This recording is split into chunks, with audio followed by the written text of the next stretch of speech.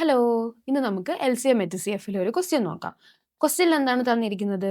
2 numbers ഉണ്ട്. ആ നമ്പേഴ്സിന്റെ എൽസിഎമ്മും എച്ച്സിഎഫും തന്നിട്ടുണ്ട്. അതുപോലെ തന്നെ 2 നമ്പേഴ്സിൽ ഒരാളെയും തന്നിട്ടുണ്ട്. നമുക്ക് കണ്ടുപിടിക്കേണ്ടത് എന്താണ്? രണ്ടാമത്തെ ആൾ ആരാണെന്നാണ് നമുക്ക് കണ്ടുപിടിക്കേണ്ടത്. സോ ഇങ്ങനൊരു ക്വസ്റ്റ്യൻ വരുമ്പോൾ നമ്മൾ മനസ്സിലാക്കേണ്ട ഒരു കാര്യം 2 നമ്പേഴ്സിന്റെ എൽസിഎമ്മും എച്ച്സിഎഫും തമ്മിലുള്ള പ്രോഡക്റ്റ് എന്ന് പറയുന്നത് ആ 2 നമ്പേഴ്സിന്റെയും പ്രോഡക്റ്റിന് ഈക്വൽ ആയിരിക്കും. ഓക്കെ. സോ ഇവിടെ എൽസിഎം എത്രയാണ്? 1440. എച്ച്സിഎഫ് എത്രയാണ്? 32. ഈക്വൽ ടു നമുക്ക് എന്തെന്ന് എഴുതാൻ പറ്റും? ഒരു നമ്പർ നമുക്ക് തന്നിട്ടുണ്ട്. ആരാണ്? 288 അല്ലേ? ഈക്വൽ ടു രണ്ടാമത്തെ നമ്പർ നമുക്ക് അറിയില്ല. സോ നമ്മൾ ബി എന്ന് കൊടുത്തു. സോ നമുക്ക് ഇങ്ങനൊരു റിലേഷനിൽ നമുക്ക് എഴുതാൻ പറ്റും. സോ ഇവിടെ നിന്ന് നമുക്ക് ബി ഈസ് ഈക്വൽ ടു എങ്ങനെ എഴുതാം? 1440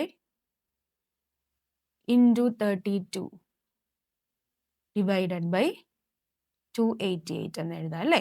സോ ഇവിടെ നമുക്ക് കട്ട് ചെയ്ത് കളയാം. കട്ട് ചെയ്ത് കളയുമ്പോൾ ഇവിടെ 2, ഈ 2 കൊണ്ട് മുകളിലത്തെ 10നെ കട്ട് ചെയ്യുമ്പോൾ 5. സോ 5 ഇൻറ്റു 32 എന്ന് വരും. 5 ഇൻറ്റു 32 എത്രയാണ്? 160. അതായത് രണ്ടാമത്തെ നമ്പർ ആരാണ്? 160. Okay, thank you.